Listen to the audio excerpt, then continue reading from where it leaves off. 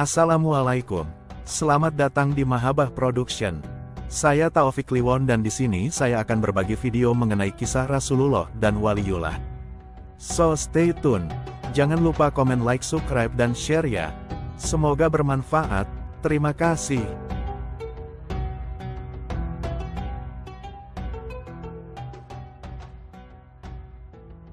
Pengasuh Pondok Pesantren Tebu Ireng, Kabupaten Jombang, Jawa Timur, Kiai Haji Abdul Hakim Mahfud, Gus Kikin, menegaskan bahwa Kiai Haji Abdurrahman Wahid alias Gus Dur mewarisi perjuangan kakeknya, Kiai Haji M. Hashim Asy'ari. Perjuangan yang dimaksud adalah membangun dan menguatkan ukhuwah dan persatuan bangsa Indonesia. Hal inilah yang menurutnya menjadi bagian terbesar dari kiprah Gus Dur, sehingga namanya tidak pernah hilang di telan waktu. Beliau mewarisi keilmuan dari ayahnya, Kiai Haji Abdul Wahid Hashim, dari kakeknya, mewarisi kesalehan dari ayahnya, dari kakeknya.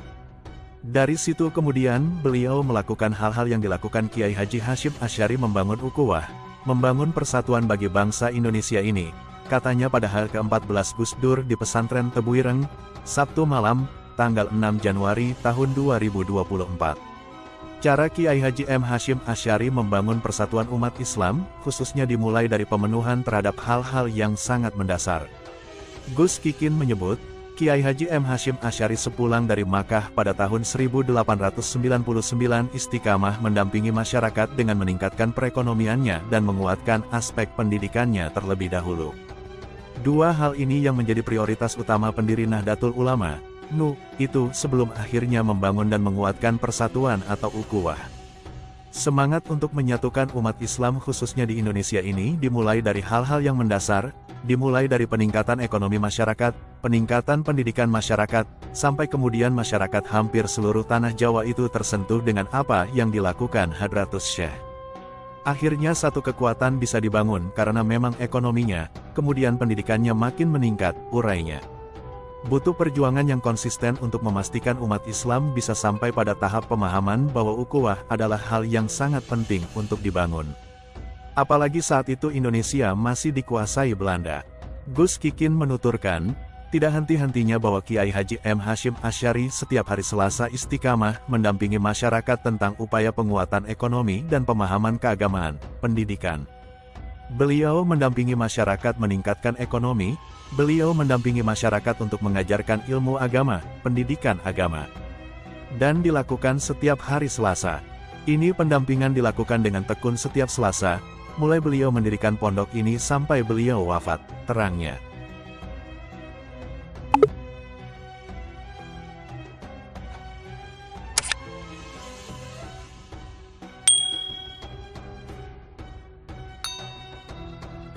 Ikhtiar tersebut menurut Gus Kikin pada akhirnya berhasil, misi persatuan betul-betul dapat terbangun. Bahkan, mengutip buku yang ditulis Asad Syihab, Gus Kikin menerangkan bahwa Kiai Haji Hashim Asy'ari dengan kawan-kawan bisa mendirikan satu Federasi Majelis Islam A'la Indonesia atau MIAI yang menaungi 13 organisasi Islam di Indonesia. Hampir semua organisasi Islam berada di bawah naungan MIAI dan NU bergabung setahun kemudian. Semangat itulah dengan bersatunya umat Islam, pemerintah Belanda mulai berpikir bahwa ini, MIAI, merupakan kekuatan, lanjut dia. Spirit yang sama kemudian dilanjutkan oleh Gus Dur, tentu dalam situasi yang berbeda. Gus Dur berjuang setelah Indonesia merdeka di saat integrasi bangsa mulai terancam. Pada perkembangannya apa yang dilakukan oleh Gus Dur adalah hal yang sama, dengan Hadratus Syekh, Gus Dur selalu dalam semangat untuk menyatukan umat di Indonesia ini, tuturnya. Upaya Gus Dur untuk kembali menguatkan persatuan terlihat begitu dominan saat menjadi presiden. Meski masa kekuasaannya tidak sampai selesai, tapi banyak warisan dan pelajaran penting yang bisa dijadikan pedoman hingga sekarang. Dalam satu aspek misalnya, Gus Dur mencintai siapa saja, tanpa melihat latar belakang dan agama. Bahkan terhadap pemenuhan hak-hak kaum minoritas sekalipun dia perjuangan. Gus Dur tidak hanya terbatas untuk umat Islam. Gus Dur sangat dekat dengan semua masyarakat agama apapun yang dianut. Pada etnis Tionghoa dekat, dengan umat Kristiani juga dekat. Kedekatan ini sampai kemudian dari etnis Tionghoa, banyak orang Cina itu yang sangat mencintai Gus Dur, ucapnya. Gus Kikin kemudian bercerita, tentang peristiwa pada tahun 2023 di area makam Gus Dur. Kala itu, rombongan dari etnis Tionghoa mendatangi makam Gus Dur untuk memperingati Hari Raya Cengbeng. Mereka berziarah ke makam Gus Dur. Saking sayangnya dengan Gus Dur, datang rombongan dari kelenteng membawa peralatan bunyi-bunyian ikut berziarah ke makam Gus Dur, katanya.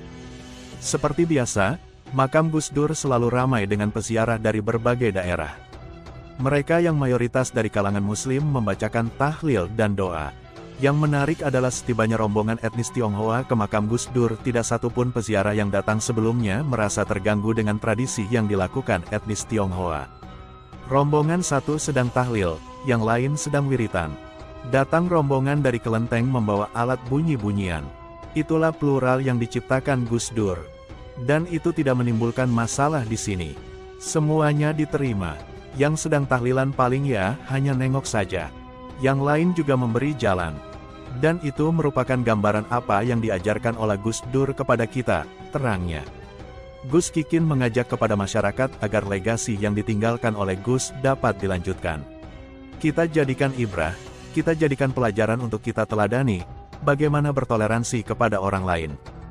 Hal yang sama dilakukan oleh Kiai Haji Hashim Asy'ari dan dilanjutkan oleh Gus Dur. Ini bagi saya khususnya di Tebuireng menjadi sebuah pemikiran, pungkasnya.